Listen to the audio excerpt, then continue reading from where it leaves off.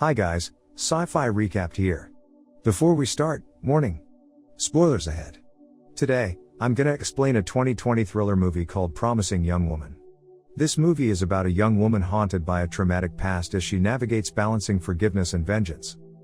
The movie begins with a woman alone at a bar appearing incredibly intoxicated, barely able to keep her head up and falling over in her seat.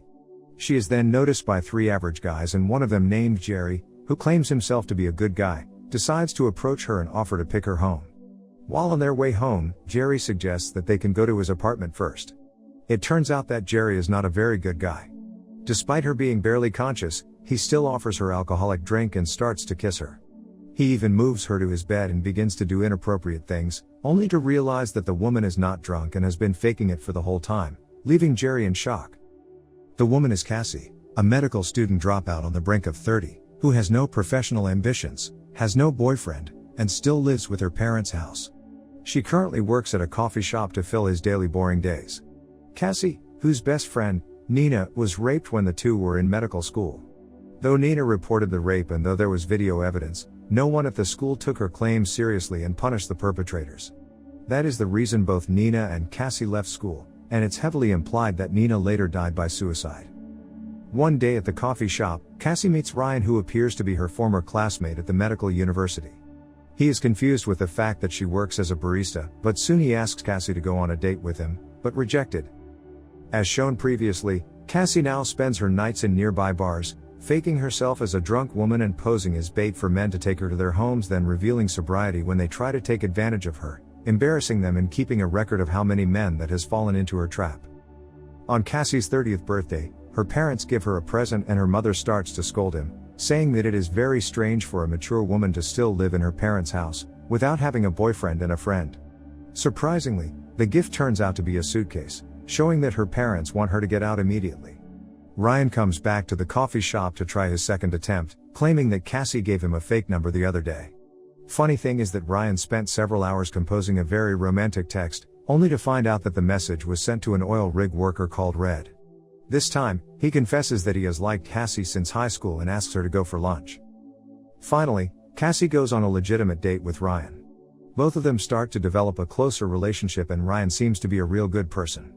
He asks Cassie to visit his apartment and she agrees with that, but suddenly he feels that it is too fast and he offers to drive her home.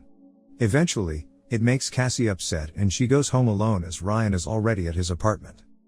The next day, Cassie visits Ryan at the hospital as he is currently working as a pediatrician and says that she wants to continue the relationship, but he has to take it slow.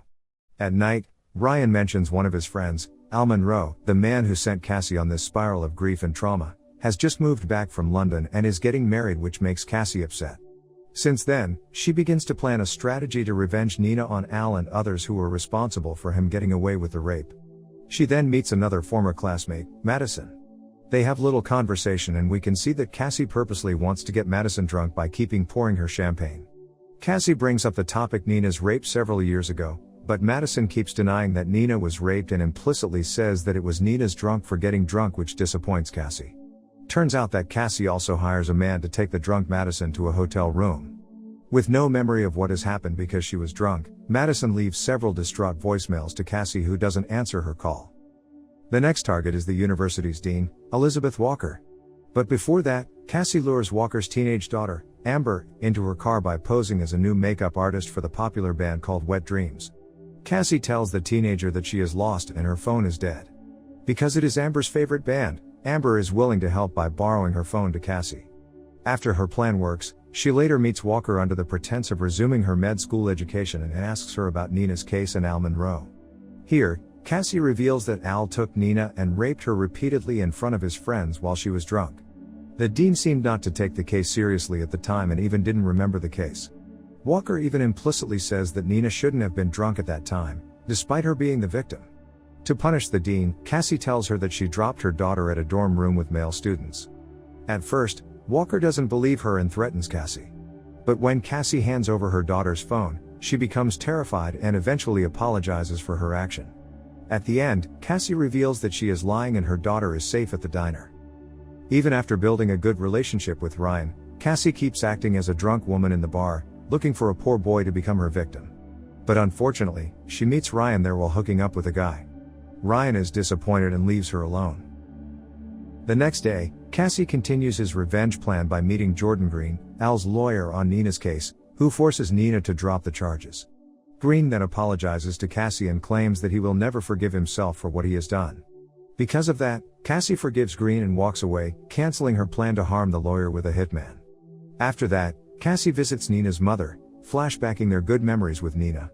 Nina's mom urges Cassie to forget it and move on, because it brings no good to everyone, especially Nina. After that, Cassie spots a post containing information about Al Monroe's bachelor party.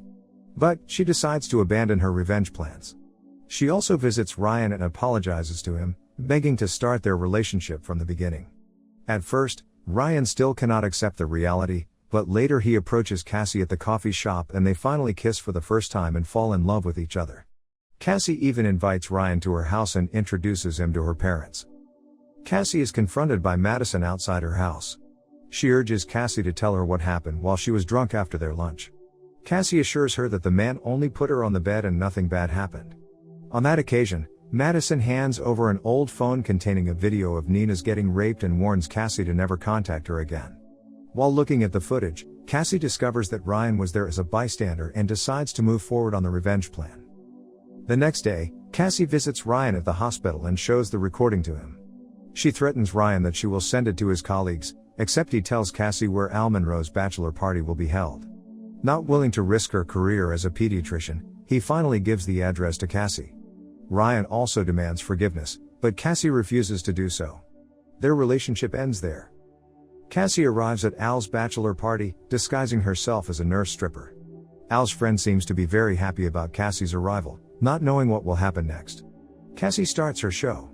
She orders all the boys to kneel down and start feeding them with a huge amount of drink. She takes Al upstairs and handcuffs him to the bed.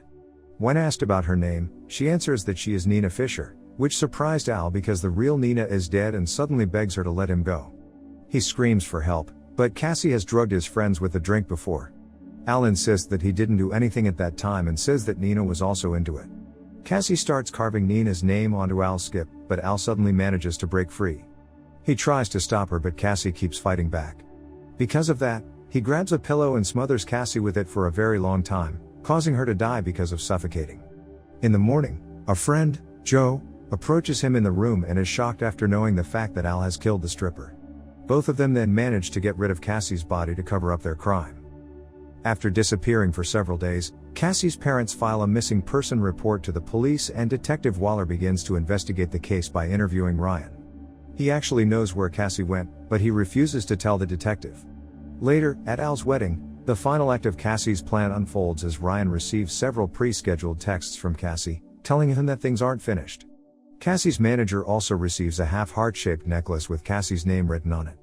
Also, the cops suddenly show up there, manage to find the matching half with Nina's name in Cassie's burnt remains, and arrest Al for the crime he has committed. Lastly, it turns out that Cassie had sent the location of the bachelor party and the proof of the rape to the remorseful lawyer, telling him to contact the police if she disappeared. Subscribe to watch more videos like this, turn on notifications, and leave a like to help the channel out. Thank you for watching.